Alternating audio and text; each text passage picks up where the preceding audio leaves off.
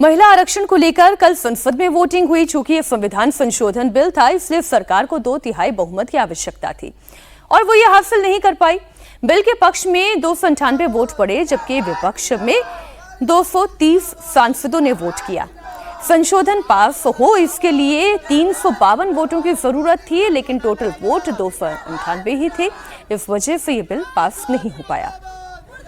और हमारे साथ हमारे संवाददाता विशाल प्रताप सिंह लखनऊ से जुड़ गए हैं। विशाल, जो संसद में ना हो सका उसको लेकर सड़कों पे गुस्सा दिख रहा है। आपके साथ कई सारी महिलाएं मौजूद हैं, उनके मन में क्या है? उन्होंने जो पूरी चर्चा देखी उसके बाद वो किस निष्कर्ष पर पहुंची हैं? अमित, लखनऊ में हम मौजूद हैं और नारी शक्ति इस समय हमारे साथ मौजूद हैं। सीधा नारी शक्ति से ही बात कर लेते हैं कि कल जो संसद भवन में हुआ है उसको लेकर के लखनऊ की जो नारी शक्ति हैं वो क्या सोचती हैं। आप ये बताइए, कल जो मौका था विपक्ष के पास आप लोगों को ताकत देने का, क्या वजह लगती है कि वो विपक्ष मौका चूक गया है, या असली वजह आप लोग को क्या लगती है? वो विपक्ष पार्टी चाहती ही नहीं है कि हमारी नारी शक्ति आगे बढ़े। वो तो उनका नारा भी यही था कि आगे मतलब महिलाएं आगे जाएं, हम महिला हैं, लड़ सकते हैं। लेकिन अब लड़की हूँ, लड़ सकती हूँ, प्रियंका गांधी का नारा था उत्तर प्रदेश के चुनाव में, और आज के टाइम पे वही आकर के वो बोल रही हैं कि आगे आने ही नहीं दे रही है महिलाओं को। क्या मतलब क्या वजह हो सकती है? आखिर उन्हें डर है इस चीज़ का कि महिलाएं कब्जा कर लेंगी या महिलाएं बोलने आ जाएंगी। वो अपने घर की महिलाओं को सिर्फ आगे बढ़ाना चाहते हैं।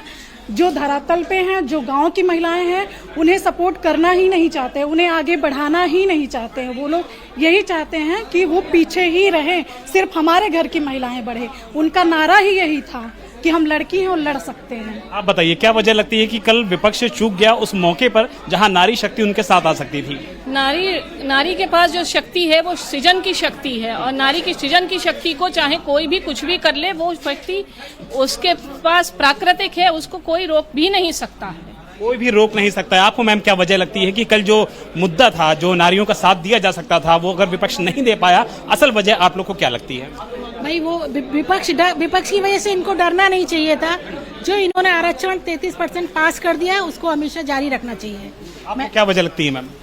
भाई विपक्ष का तो काम ही है उल्टा बोलना, अब उसको थोड़ी ना इंसान माना जाए। तो सीधा बोलने का मौका था, नारियों को साथ देने का मौका था, तो साथ तो नहीं दिया ना उन्होंने, साथ नहीं दिया। साथ देना चाहिए था ना। 33% हो चुका है आरक्षण, तो हम लोग तो इतने खुशी में विशाल, जाहिर सी बात है कि जो महिलाएं अपनी बात रख रही हैं, इसी तरह से जो तमाम देश की महिलाएं किस तरह से अपनी आवाज अब सरकार और विपक्षी दलों तक पहुंचाती हैं कि वो क्या सोचती है। जो 33% आरक्षण मिलना चाहिए था, आखिरकार उन्हें क्यों नहीं मिला, उसके लिए जिम्मेदार कौन है? आइए आपको सुनाते हैं डिंपल यादव इस वक्त क्या कह रही हैं। पार्टी वाले दलित विरोधी हैं, ओबीसी यानी कि पिछड़ा अति पिछड़ा वर्ग विरोधी है। जब समाजवादी पार्टी की ये मांग थी कि ओबीसी महिलाओं को आरक्षण दीजिए, क्योंकि आधी आबादी का सवाल है। अब आधी आबादी में भी ये दरार पैदा करने वाले लोग हैं, ये दरारवादी लोग हैं। इन्होंने हमेशा समाज में दरार पैदा की है, अविश्वास पैदा किया है, भय पैदा किया है, और इसी हथियार से ये लोग आज सत्ता में बने हुए हैं। क्योंकि लोग जागरूक हो चुके हैं, लोग ये बात समझ चुके हैं कि ये दरार और जो भय और अविश्वास पैदा करके ही ये सत्ता में बने रहते हैं। लेकिन जो सामाजिक न्याय है, जिसकी लड़ाई पूरे देश भर में चल रही है, ये उसको महत्व नहीं देना चाहते हैं। Thank you ma'am.